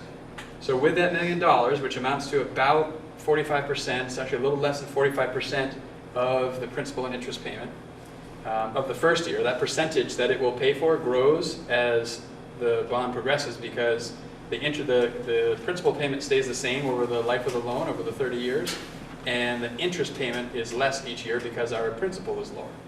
So that percentage of 45% it's sort of the lowest it is in year one and only increases from there. And actually reduces the tax impact of having voted yes a little bit each year because that bond payment goes down. But the projection is $87.60 per $100,000 of assessed value is what the increase in your taxes would be for saying yes this time. It is important to know, I mean, that $1 million is already there. It's already being paid for by taxpayers. That's 100% accurate. But as folks, our thinking was, as folks are trying to decide, can I vote yes for this or not, the impact was, how much more is it going to cost me to say yes? That's what you're all thinking. That's what I'm thinking. I pay taxes here too. That's what's going through my mind. That is what it is projected to cost more than what it is now on a yes vote. That is what was projected last time to have increased taxes had it been a yes vote. Because last time they didn't have $1 million to help pay for this. This time we do have $1 million to pay for That this. still doesn't make good sense math-wise. I mean, even with $1 million off, it's still more than the last number. So I got to think there's something else going on to come up with those numbers. Like maybe the period's different. Maybe one's 20 years, Yes, and one's 30 years. That's a good point. So last time was 20-year bond. This time is a 30-year bond. That's got to be the whole reason, because it's still more money. Even after you take $1 million off, it's still more money than 32 million, right? Right. So yes, borrowing 35 is definitely more than borrowing 32.6. So we're going for another 10 years, which means that's basically we're going to be paying these taxes for half again as long as we would have under the old proposal. So the net we're actually going to pay, I can't believe, is less than it would have been previously. I think that's kind of Donald Trump math. You know? Again, the intent here is if you say yes, that's how much more your taxes are going to be than if you had said yes last time. Yes, but, you know, really, to be perfectly honest about this, we're paying more money. You know, it's a higher amount, the dollar amount is higher, sure. and we're already paying some of that. I think that's deceptive to put out those numbers that I think way. it's a little bit deceptive as well. But again, the point is, apples and oranges here, which is what has caused some of the issues on Front Porch Forum. And the taxpayers, when they show up on November 2nd and perhaps vote this down because of what's perceived to be a sleight of hand when you didn't really intend it, you know, to be that way, unfortunately. So there should have been an explanation at the end of these to be very clear, because it's the truth. And now folks are out there thinking they're trying to pull the wool over their eyes. again, the intent was. It doesn't matter what the intent was. You've already accomplished what other people think the intent was. You weren't clear, just like with the select board, with some of their issues, without putting stuff out and wondering why people show up at the select board meeting, like with the firearms discharge issue, because they, for whatever reason, didn't want to take the time to put more information out, unfortunately. You can understand it here, but you really should have, I'm sorry, but all I could say is what just the impression would be. You'll find out on the 2nd. That is true. So, I guess I have problems with how you may have arrived at the 8760. You get 5 towns with different CLAs, this new factor that comes in. We have no idea what the state is going to do in terms of base tax, base contribution. How close are we going to get to the penalty threshold? If we go over it, it's big bucks. You've got Those are all the factors. Yeah, and so 8760 is kind of pie in the sky. You don't really know very accurately at all. No question that's an approximation. And I would say a lot of those factors were true last time around too. So it is, you are making sort of assumptions based on assumptions. That is the world of building budgets and anticipating tax rates as we do this work. The process is a bit backwards. We had that conversation last night at the new Mount Abraham Unified School District Board meeting. Timelines are unfortunate, and it would be great if we had information at different times. We don't. But to give you the best idea, I mean, to not have anything here that suggests what the impact could be, I think would be also a very difficult thing to do. So that's the best approximation we can give as to what the tax impact was, factoring in all the same things that were taken into consideration last time. I guess I would just like to add, as a taxpayer and a community member who's very involved in a lot of things, and a parent of students who go here, and an educator, I feel the opposite of your opinion. I feel like the board has finally, for the first time, actually done the right thing. Because I hear the other sentiment from Port Forum and the Facebook page about why wasn't this taken care of for the last 30 years? Why haven't we been paying? Well, you haven't been paying. You've had the blessing of not paying for 30 years, and we now have to pay. You know, and so I think the board kind of finally, after years and years and years of keeping the budget really, really low, so everybody would be really, really happy, said we're putting $1 million in the budget to repair the building. So I don't think that's deceitful. I think the board... That isn't the issue. It's the bottom statement here, the 43% reduction. The other is fine.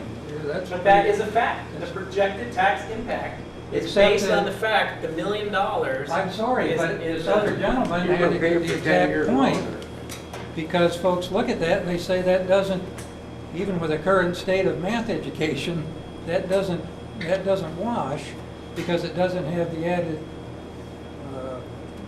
qualifier that line 3 is for a 30-year bond and line 4 is for a 20-year bond. Then people would say, well, sure, you know, that makes sense. Yeah. That's all. Well, I think people want the lowest amount they ever have to pay. Well, yeah, I know. We could probably poll and ask if people want the higher amount for the lower. I understand. Yeah. It's frustrating on your Yeah. part. But the same issue, yeah, sure. The board should have, for the last, since the building was built, put away, just $100,000 a year. And you'd have, especially with the stock market or whatever, you'd have an ungodly amount of money. But the same as with every bridge that we built.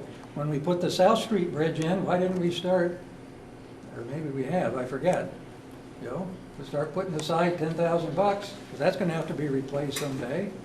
Every one of these things, us taxpayers, in the old days, they paid cash for this stuff because they did set aside money. We were told, I was told, I'm old enough to start putting the pennies in, the bank when I was in first grade, for goodness sakes, and you paid cash.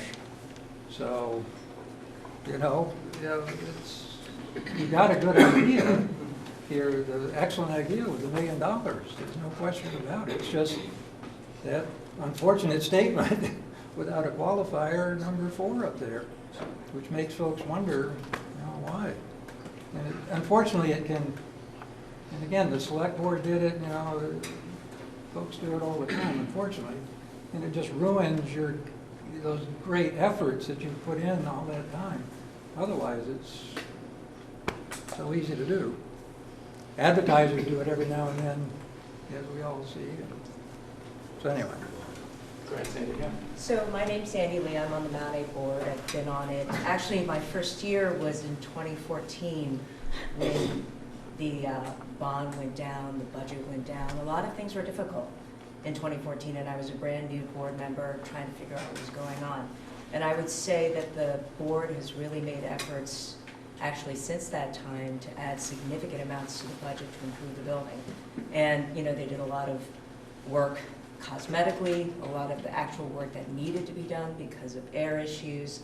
But the reality is that even if you put $1 million, $2 million, $3 million aside every year, you are not going to be able to make the changes that this building needs. And you wouldn't be able to do it in an affordable way. You won't be able to take advantage of bonds where you have an incredibly low interest rate that you can take advantage of when you borrow a large amount of money. And if you could put the money aside, I don't actually think if someone really did the math over time, I don't know if you would actually spend less by just putting the money aside. The other is, you know, regardless of the 43% reduction from 2014, and you know, we were trying just to sort of give a picture of what, you know, each year someone has to deal with when they have to pay their taxes. The thing that Patrick said first is true, is that every year we wait, as this points out, actually, what you pointed out, it gets more expensive. It's not going to get cheaper.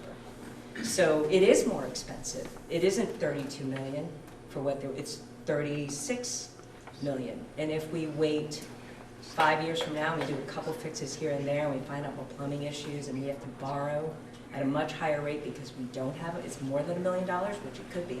How much was the gym floor? $250,000. It was $250,000 just for the gym floor and the plumbing. And because we had actually put money aside in the budget, and because the superintendent and the administration was able to actually pull from different areas, and they did, they had to pull from different areas, we're not in deficit. So as a district, we're responsibly spending and dealing with things, but for one gym floor, it was $250,000. So you can only imagine what will happen if we don't actually take a building that's 50 years old and really do the fixes that need to happen. It'll just snowball. So it will get more expensive.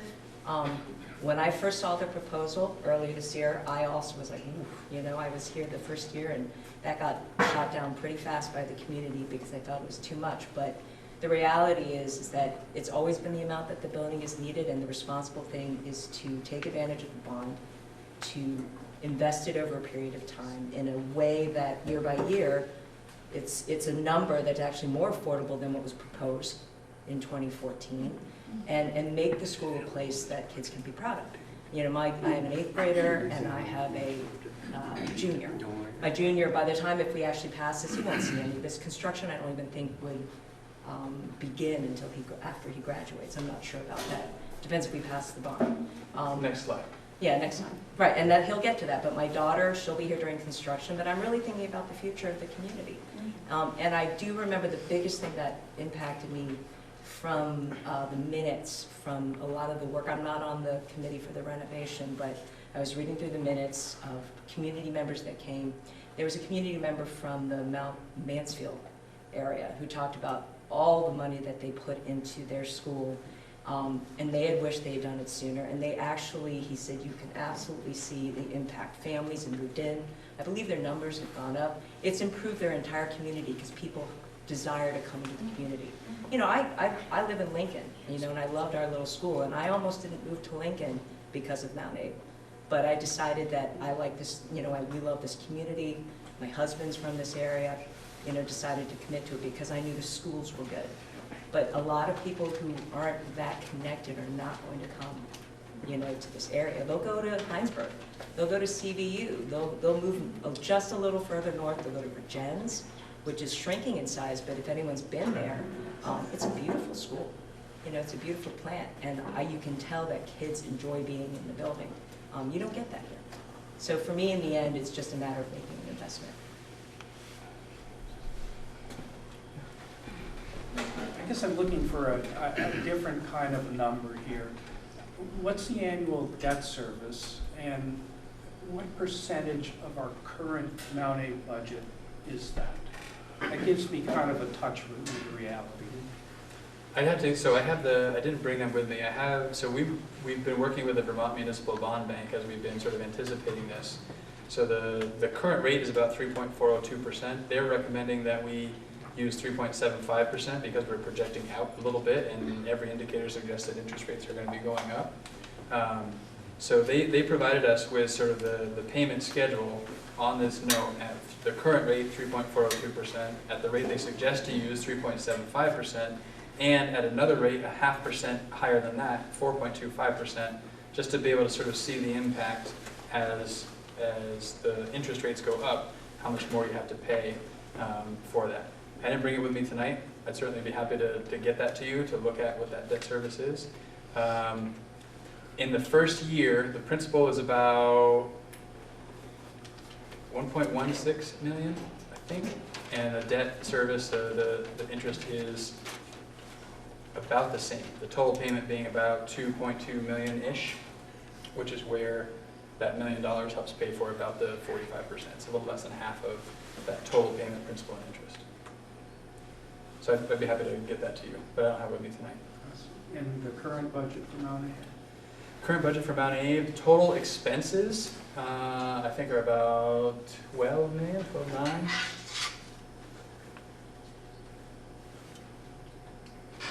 Actually, I saw that gentleman's name first. Yes, yes, I called you a gentleman. The most important thing I've seen on this, coming with open mind, is the security upgrades. And as I say that, I'm thinking of Las Vegas. You know, you get the buses and behind, separated from the pedestrians and the cars. What price do you put on safety? That's a good point. Yeah. I'm on the same question, sort of this gentleman had, how much is the interest over 30 years on this amount, and how much would it be if it was only a 20-year note? I have sort of the ballpark on what it is over the 30s. We didn't run it as a 20, so I don't have that number to give you. As I recall from doing home mortgages, there would seem to be a lot more interest as you went from 20 to 30. Mm-hmm. That interest became a pretty big number. Yeah. So I wondered if, even though it would be a higher impact, it would only be for 20 years. Exactly. The total cost to the taxpayers might be a lot less. Yep. And that's sort of the, which way is the will of the electorate? Hard to really know. We heard loud and clear from the last time, and Troy was very involved in it. The feedback was, can't afford it. And we interpreted can't afford it to be the amount it would raise my taxes is more than I can afford to pay. So with that perspective in mind, trying to find ways to mitigate that tax impact and stretching the loan out longer while we pay more in interest in the end makes it more affordable today to do this. So those are all the sort of things that were weighed as we landed on the 30 years. One last thing about taxes, Patrick, I think we have to add that's really impossible to put in here. And I hear what you're saying about the interest 20 versus 30. That's really easy when you're shopping for a home loan. But when you're shopping for a loan for 5 towns in a large school district, to have that sort of flexibility to nail that down becomes really, really difficult for a board and a school leadership. But the income sensitivity that the state does, many taxpayers won't even see this. And no one knows that but you, who, when you get your taxes, what you're getting from the state to decrease your taxes, that's not factored in anywhere. That is the most you will pay. Most people will get something that will offset that. And there's no way for the school to know what that is for anybody. I think about 2/3 of folks in the state right now pay taxes based on income sensitivity. That's one of the problems with the whole system. I'm sorry. For a person who's never actually been to the high school before, I feel like there is no way that we cannot do the work that needs to be done. I was actually kind of appalled at a lot of stuff I've seen. But I think the reason people balk at a lot of this is because taxes for property are so high in the state. It's not just here. You just have to compare this state to practically every other state except for New Jersey and New York and a few others. And then we ask ourselves, wow, and we pass the budgets year after year after year. And what we've done is we haven't taken care of the building for years, it seems like to me, or we've done whatever we needed to do barely. And now we've got a building that's totally outdated, but we've opted to give the money to staff and teachers and healthcare. And that's pretty much what I see. But I feel like we're, between a rock and a hard place. The work needs to be done.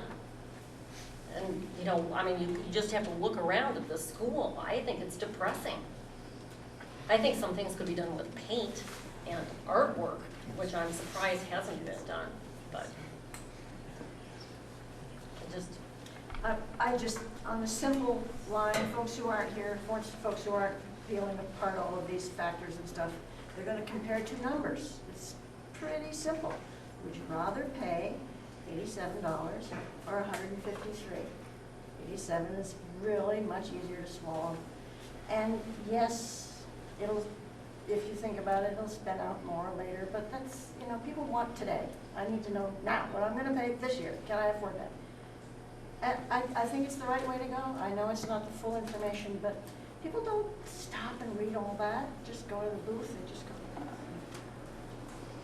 I think you're right. I mean, so the challenge we knew in starting this conversation was people are going to say 35 is more than 32.6. We voted no for 32.6, so why would they think 35 makes any sense?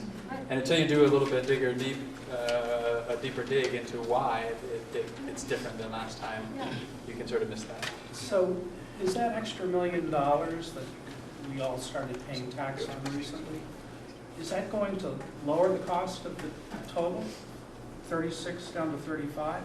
Or is that $1 million going to be used for debt service every year?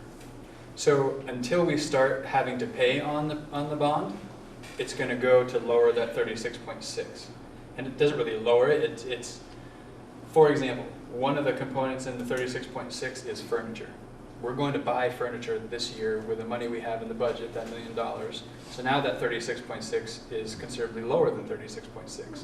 There are a couple of other projects we're going to do that will sort of chip away at that project, so that the 35 million plus the money we have in the budget this year and next year gets that total project of 36.6 complete.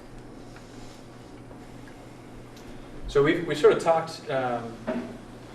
talked about these points. So I'll let them sit for a minute, but again, the point is we have money in the budget that we didn't have before that's going to help pay for this.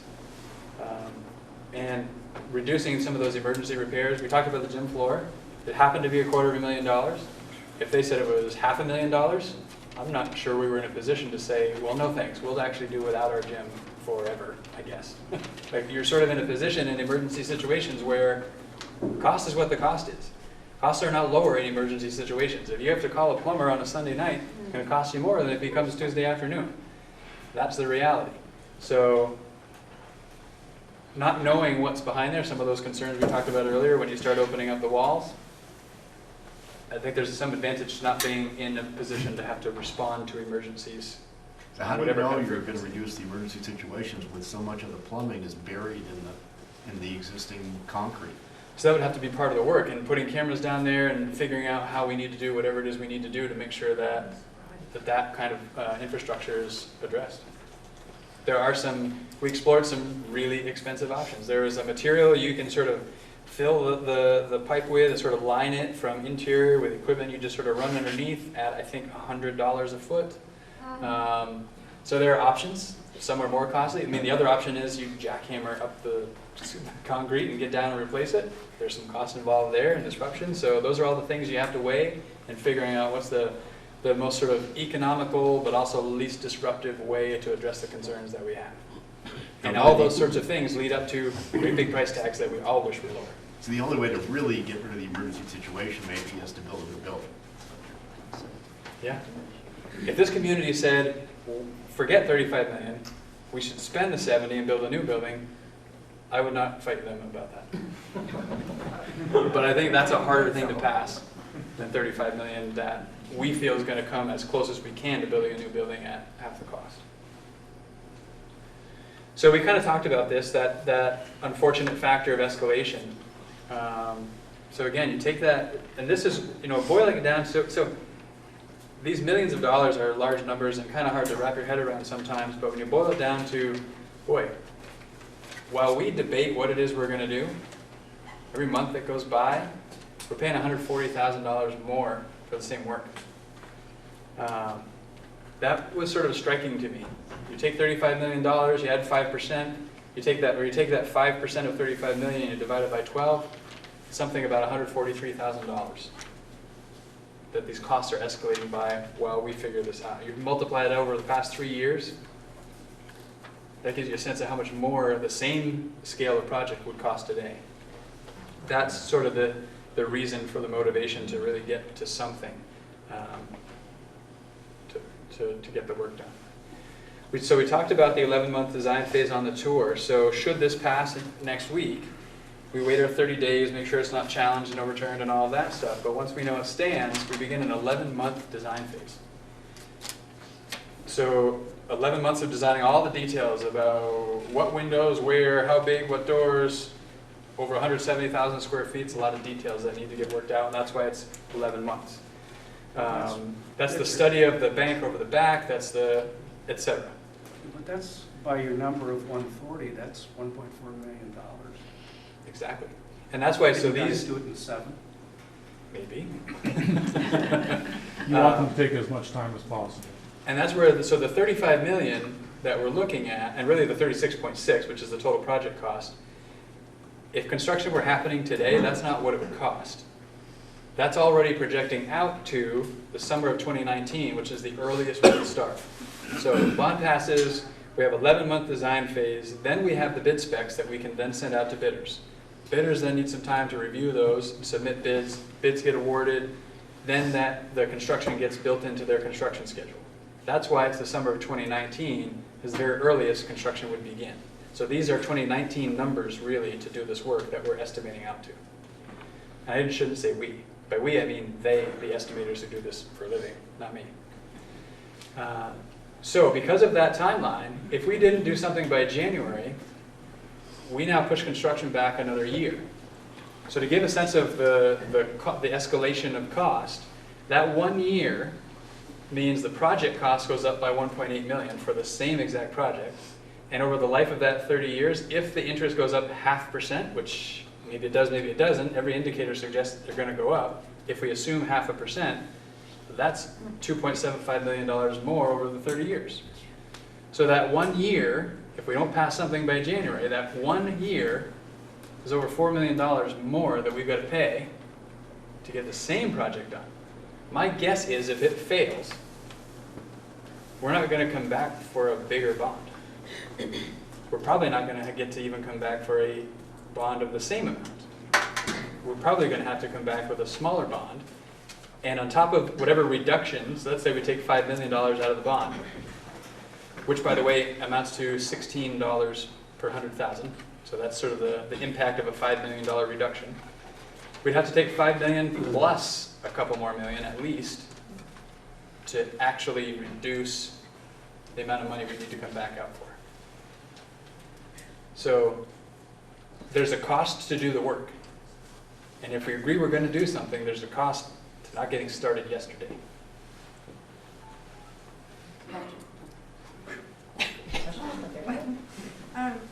I totally understand what you're saying about it costing more as we wait, but I can't understand like why it's $4,500 more per day. Like I know the workers aren't making more money. Why is that happening? I don't get it. I think that's beyond my expertise to be able to explain why construction costs are the way they are. I think from a national perspective, natural disasters doesn't have anything. You know, the supply and demand sort of aspect of things certainly has an impact on materials. Yeah. Does someone have an answer?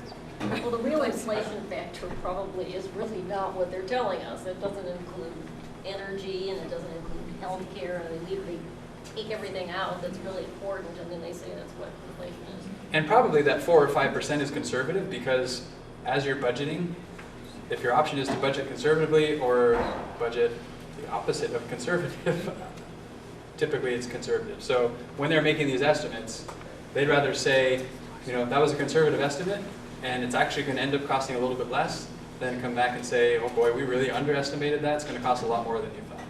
So we have to sort of take that with a grain of salt. But the fact is, when they do the estimates that we have to rely on to determine how much we need to go out for a bond, those are the figures they use, 4 or 5%.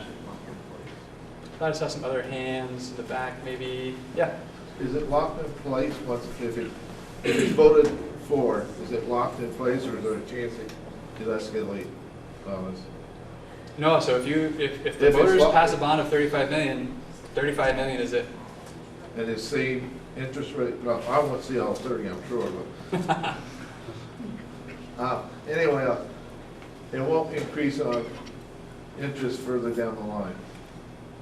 For interest rate variables? No, I think it's a fixed rate. I'm thinking that next generation, I don't want them to get swamped either. Right. And I should say, it isn't a fixed rate now because we haven't secured the bond, but it would be a fixed rate once we get it. Right. And we're starting to go back up on interest right now. Yep. And that's where that recognition that a 0.5% increase over the life of the loan is $2.75 million. That's not nothing. I think they're thinking the Fed's going to do another 0.5% by the end of the year, I've heard. Yeah. Sure. So my name's Adam Ginsberg. I'm a resident of this town. I've got a couple of daughters in the high school here. I appreciate all these numbers, and there's some strong arguments, seems to me, for doing it now as opposed to waiting. I think more kind of visceral for me, more kind of passionate for me, I would ask each and every one of the people who live in this community if they've ever spent a day in a room with no windows and really bright fluorescent lights. If you haven't, you could try that and see what the experience is for the teachers and the students in this school. My youngest daughter is a freshman. She spends 2 to 3 days every week and doesn't see the light of day throughout the entire day. She has no windows. No windows in any of her classrooms all day long.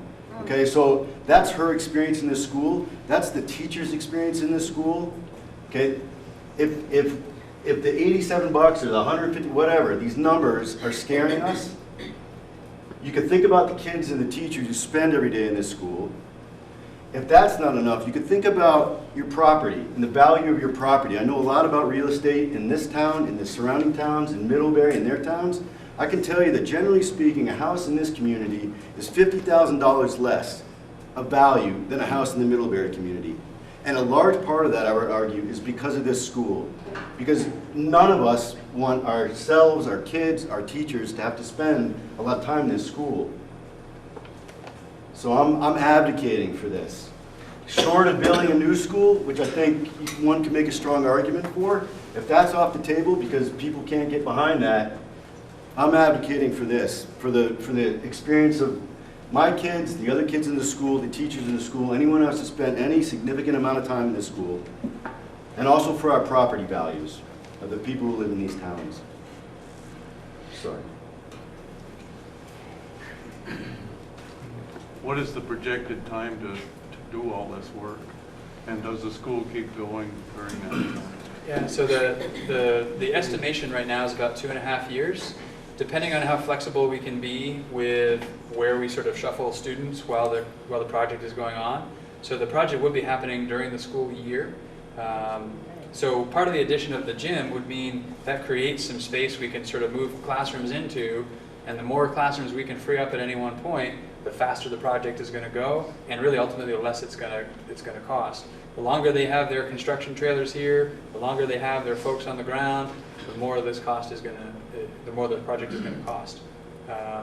So 2.5 is sort of the estimation. We're on the optimistic side, maybe closer to 2 years, and if things don't go very well, it could stretch to 3.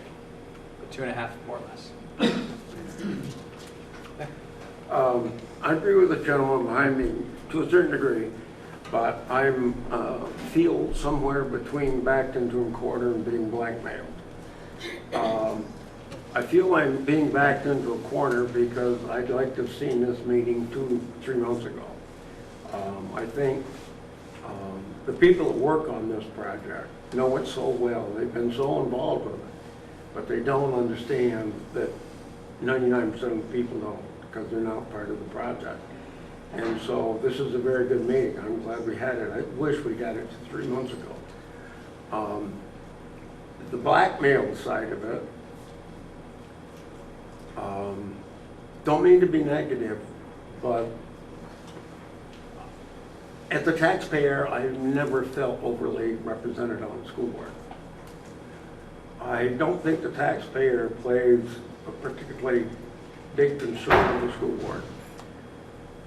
When you talk about poor maintenance, I said there's been poor maintenance, but it has nothing to do with the janitorial staff. This place is clean. They do a beautiful job. But you look at the tiles in the bathroom that were broken. Why weren't they replaced? That bathroom over there, the one down the hall here, looked like a crud hole for 15 years. Why, when they're doing the budget, when they're negotiating with the teachers, when they're negotiating a number of contracts that they can afford, why aren't they considering some of this stuff, such as what's needed in the pool and how there will be? I would like to see them look at the infrastructure a little more closely so we don't reach this point. I hope in 50 years we aren't doing this over again. Granted, things change a great deal, but I would hope to think that the building's gone to fallen down after 50 years. But that's my 2 cents for it. I'll vote for it, but not have one. Just aesthetically, one of the, is the brick that's throughout the interior that you see on the interior hallways or wherever, is that gonna change at all, that dark? I mean, is there something that can be done aesthetically to make that go away? Perhaps. I mean, that is like horrible. I mean, I hate to say this thing, it's horrible. And I mean, you know, it's just, it's dark and dingy and. So that's a detail that at this level of the process we haven't gotten into, but that's part of that 11-month design phase. Like, how do we really brighten up the space? Do we get rid of the brick, and what does that cost? Do we have enough money for it? Do you paint it? What do you do?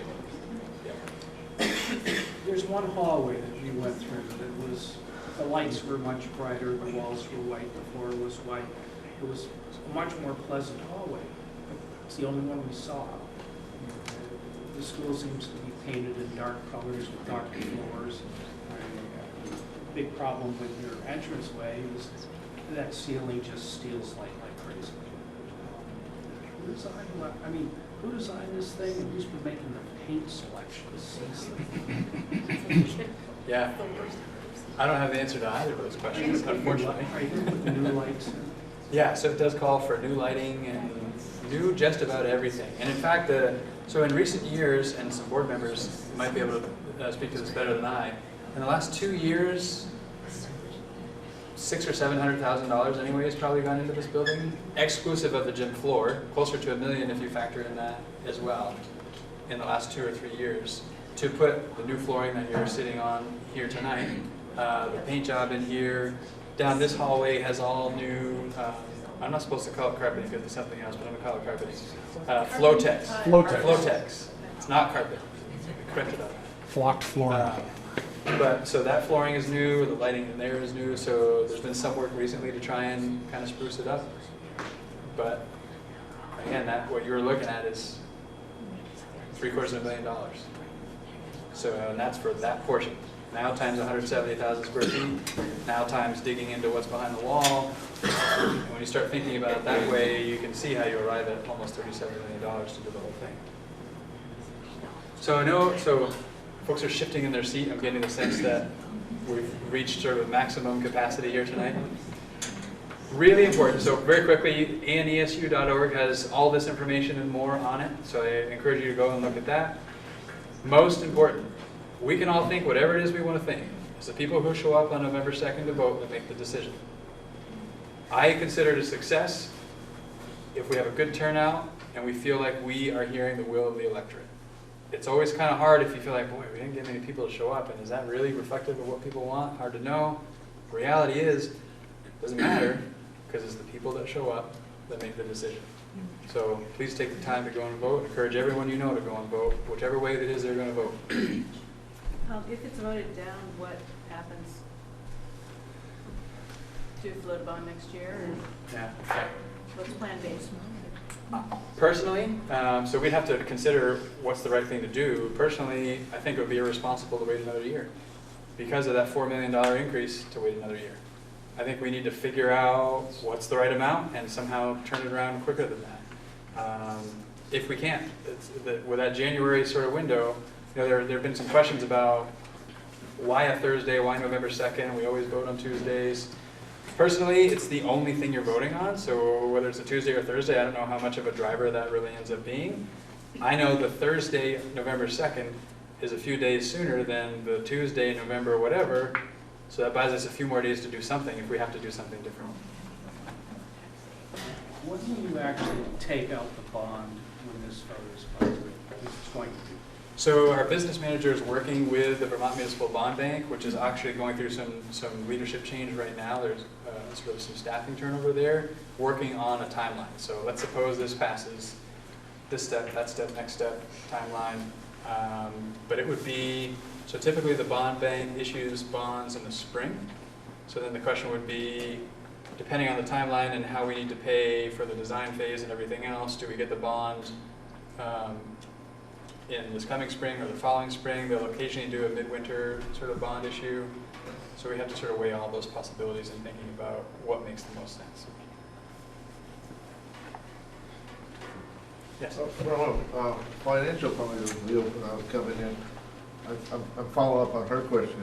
I'm hoping you do have a step plan B, if some of this stuff should absolutely be done. We don't currently have a plan B. I'll give you an example. The second gymnasium is probably one of your biggest expenses in this whole thing. That might drop off a third, then go up for a vote again if you have to. I want to see it go through, but. So that gym is about $5 million. So that's not lopping that gym off means $16 less per 100,000 estimated. Well, you're good math. Well, and I anticipated that question. There's huge ripple effects to that, because if you don't build the gym, you have to rent temporary classrooms to the tune of $3 million, and then at the end of the project, they drive away, and you lost $3 million. So You there's actually use your auditorium for classes? It no, looks because like you a renovate college. the whole, like, then you lose the auditorium for 3 years, you have to renovate. So like, there's a ripple effect of everything that's in or out as a project. Just so you know, that like, these decisions weren't made without lots of sort of input from the engineers, from the architects, from the community. There's a third of the community who won't vote for the project if there's no gym. There's a third of the community who won't vote for the project if there's no pool that stays.